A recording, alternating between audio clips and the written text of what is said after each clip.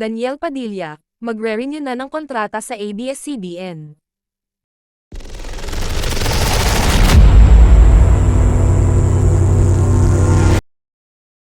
Inanunsyo ng Star Magic ang nakatakdang renewal of contract ng controversial actor na si Daniel Padilla. Ayon sa talent agency ng ABS-CBN, sa Lunes 12 ng Pebrero magaganap ang pagpirma ni Daniel ng bagong kontrata. He is a stellar sensation, a supreme idol, and a tatak Star Magic artist, saad ng Star Magic sa Instagram post.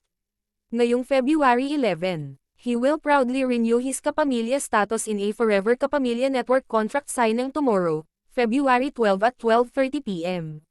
Dagdag pa nito. Nitong February 2 ay nauna nang pumirma ng bagong kontrata sa Star Magic ang ex niyang si Catherine Bernardo.